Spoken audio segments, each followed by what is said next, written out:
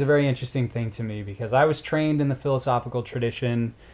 I got a PhD in political philosophy, and at no point was breath ever discussed. And in fact, I was telling you earlier, Rousseau has a quote where he says, "Life is not breath." Life is not about the breath. It's not about the breath. It is about the qualities of the mind. And I thought that was very telling of the philosophical tradition in general. And so I thought maybe you could just tell us a little bit about why the breath is important, why we should actually care so much about the way we breathe. It's a great question. Well, I kind of got into it by a happy discovery. Actually, when I was in graduate school, it was in the days at Stanford when biofeedback machinery was just coming in the early 70s. And the biofeedback machine of the time was about the size of a refrigerator. Nowadays you can get one that's the size of an iPod or a pack of matches probably, but in those days you really had to have this gigantic thing. So we were learning how to use them, and they taught us how to do this relaxation exercise with our clients that would bring down the needles on the biofeedback machine. It would bring down their stress level. And so you'd kind of do this and watch the thing go down. And so at one point, the professor said, I watched this kind of beautiful, easy flowing breathing happening with this one client. And being a brash young graduate student, I raised the question. I said, what is that exactly? And he said, oh, that happens sometimes after the person gets really relaxed. They start developing this real easy flowing breathing.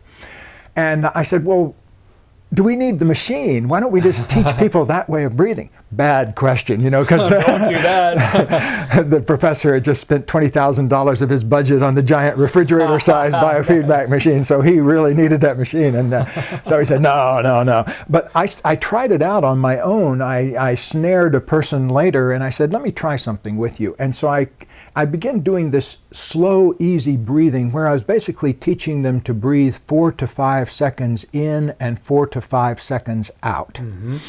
And so listeners and viewers of the future, note that I said 4 to 5, not 45 seconds in. Or somebody misheard that once at a lecture and sent me an email later. I cannot get my breathing to 45 seconds in yet. It's too long. And but it proved my theory that suddenly the person was just as relaxed on the machine as it had taken 20 or 30 minutes of the exercise, the relaxation exercise to get to them. So that really impressed me. And so I began to experiment with breathing, and I also discovered that there was a pretty rich literature already on breathing. There was, at the time, this was in the early 70s, there was a small number of actual scientific studies on it. There are thousands now because it's been a hot topic to research. But at that time, there were very few, but there were some that were very tantalizingly useful. And so I started just collecting all of the research I could and playing with it really, and gradually developed our approach out of just a lot of experimentation and paying attention to what the research had to say. Here's the first and biggest tip that I would give you, and I've given this on national television, and I've given it to a classroom of 10-year-olds. It's to realize that nature has given us two different types of breathing in our body. One is for fight or flight situations, and one is for ease and flow. Okay, and your fight or flight breathing, unfortunately, many people get stuck in fight or flight breathing and don't know how to get back to ease and flow. And in one study at Johns Hopkins, 88% of the people who were visiting a doctor for some other reason also were found to have a disturbance of their breathing. Wow. So we don't know which came first. I mean, it could very well be that the breathing disturbance is actually producing the given illness, or it could be the other way around, that you breathe differently when you're sick. But in any case, here's the key thing to know. Fight or flight breathing, when you breathe in, you tighten your belly and push the breath up into your chest. So it's kind of like a kind of thing. It's, if you think of a gasp when you're scared, that's the actual fight or flight breathing. Now, as I say, unfortunately, many people get stuck in that because when I go to give a lecture to high school seniors, I'll find that most of them are stuck already in their fight or flight breathing. And when I work with little people maybe that have asthma or something like that, some of them have gotten stuck in that at a very early age too. But I noticed that somewhere around junior high school, many people leave their breath behind.